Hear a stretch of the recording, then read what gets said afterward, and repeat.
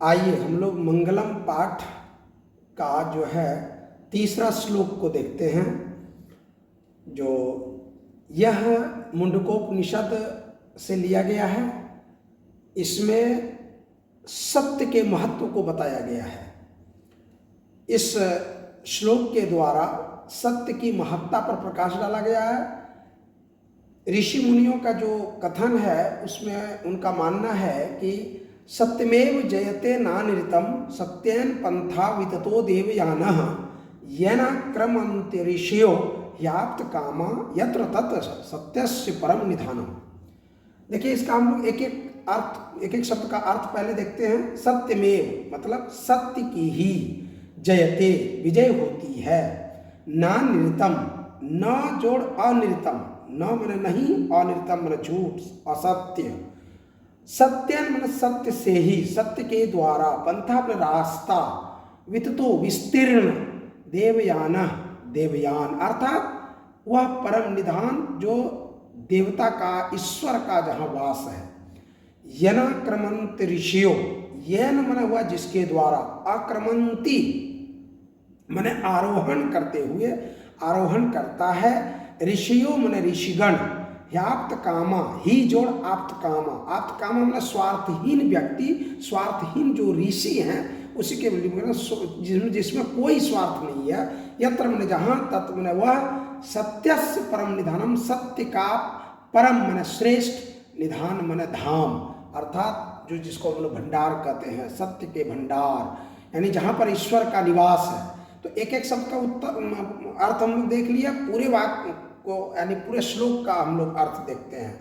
पूरे श्लोक का अर्थ अब हम लोग देखते हैं। सत्यमेव जयते, सत्य की ही जीत होती है, नानिरतम असत्य या झूठ की नहीं, सत्यन पंथा विततो देवयानः, सत्य के द्वारा ही देवयान का रास्ता विस्तीर्ण होता है, जिसके द्वारा, जिसके द्वारा आप्त काम ऋषिगण आरोहण करके और सत्य के श्रेष्ठ निधान को प्राप्त करते हैं। यहाँ पर कहा गया है कि वैसे ऋषिगण जो स्वार्थहीन होते हैं, जिसमें विषय वासनाओं का लेस मात्र नहीं होता है, वैसे ऋषिगण परम निधान को प्राप्त करते हैं। कैसे?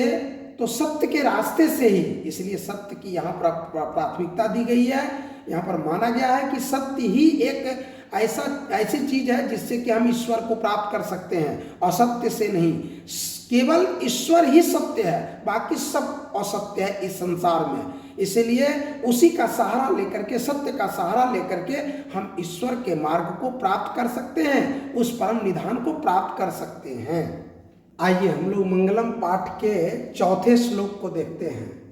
इस श्लोक को मुंडकोपनिषद से ही लिया गया है। इसमें किसी जीव के और जीव का और आत्मा के संबंध को दर्शाया गया है, दोनों के बीच में संबंध बताया है। इसमें कह रहा है क्या कि यथा नद्यः स्यन्दमानः समुद्रे संगच्छन्ति नाम रूपे विहाय तथा विद्वान नाम रूपात् विमुक्तः परात् परम पुरुषमय पति विदिव्यम।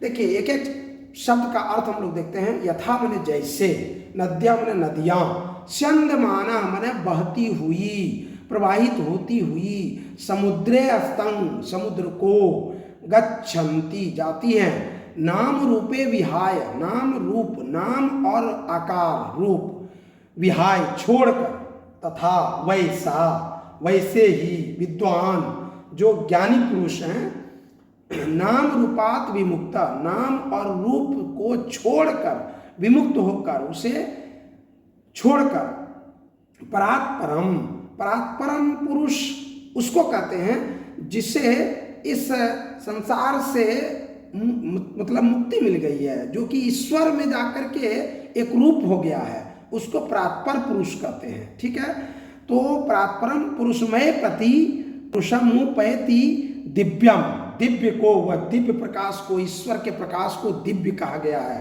तो जैसे नदियाँ, देखिए जथा मन हुआ जैसे, नद्या मन नदियाँ, जिस प्रकार नदियाँ बहती हुई समुद्र को जाती हैं, कैसे? अपने नाम और आकार को, रूप को छोड़कर। जिस प्रकार नदियां अपने नाम और आकार रूप को छोड़कर समुद्र में विलीन हो जाती हैं, समुद्र में मिल जाती हैं, ठीक उसी प्रकार जो विद्वान पुरुष होते हैं, जो ज्ञानी पुरुष होते हैं, वह अपने नाम और रूप को छोड़कर उस परात्पर पुरुष में समा जाते हैं, उस दिव्य प्रकाश में समा जाते हैं। अर्थात यहाँ कहने का मतलब यह हुआ, जब जीव हमारा, जो कोई भी जीव इस सांसारिक विषय वासनाओं से दूर हट करके, स्वार्थ से परे रह करके जब ईश्वर को प्राप्त कर लेते हैं, तो वह इस दुनिया को छोड़कर, उनकी आत्मा इस दुनिया को छोड़कर उस परम पिता परमेश्वर में समाहित हो जाते हैं। तो इसमें शाब्दिक अर्थ यही हुआ, इसका पूरा स्वभावार्थ यही हुआ कि जीव जब सांसारिक विषय वासना को छोड़ करके, इस मोह माया के जाल को छोड़ करके जब ईश्वर भक्ति में, ईश्वर में लीन हो जाते हैं, तो वह आत्मा परमात्मा में विलीन हो जाती है। आइए मंगलम पाठ का जो है 5वां श्लोक हम लोग देखते हैं। यह श्लोक श्वेताश्वतरोपनिषद से संकलित है। इस श्लोक में परमपिता परमेश्वर की महानता का वर्णन किया गया है। इसमें किस प्रकार हम उस ज्ञानी, उस परमपिता परमेश्वर को प्राप्त कर सकते हैं, उसको बताया गया है। चलिए हम लोग एक एक शब्द का अर्थ देखते हैं।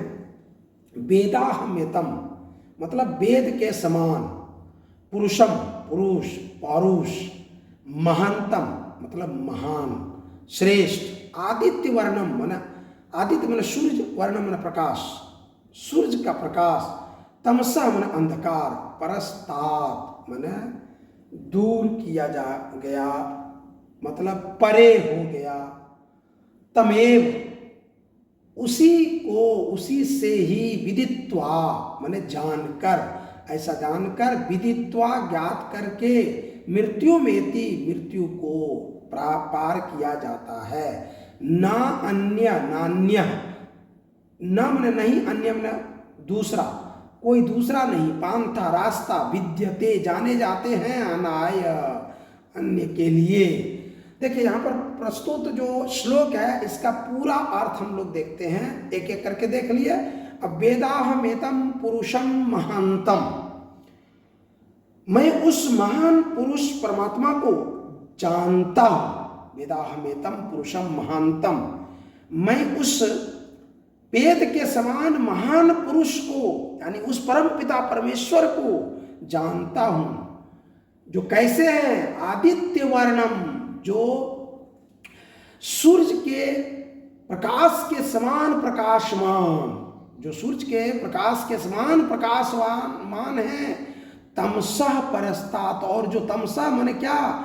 जो कि अज्ञानता, अज्ञान रूपी अंधकार से परे है। तमेव विदित्वाति मृत्युमेति, उसी को ही, उसे ही जानकर, ज्ञात करके मृत्यु को पार किया जाता है। ना अन्य पंथा विद्यते अनाय, कोई दूसरा रास्ता नहीं जाने जाते हैं। मतलब कि साफ है कि इस सांसारिक विषय वासना को छोड़ करके हम परम पिता परमेश्वर को प्राप्त करने के लिए सत्य की पहचान हम उस प्रकाशमान, उस देदीप्यमान जो महापुरुष हैं, परम पिता परमेश्वर हैं, उन्हीं के रास्ते को अपना करके, उन्हीं को पा करके हम इस सांसारिक विषय वासनाओं से छुटकारा प्राप्त कर सकते हैं। तो इस श्लोक के माध्यम से यहाँ पर कवि जो कहते हैं कि हमें एक ही रास्ता है, कोई दूसरा रास्ता नहीं है, केवल एक ही रास्ता है, वह रास्ता है परम पिता परमेश्वर को प्राप्त करने के लिए। वह प्रकाशमान, देदीप्यमान, उस सूर्य के समान चमकने वाला और अज्ञान रूपी जो अंधकार है उससे जो परे है, वही रास्ता को हम जान करके और मृत्यु से पार पा सकते हैं। कोई दूसरा रास्ता नहीं जाना जाता है।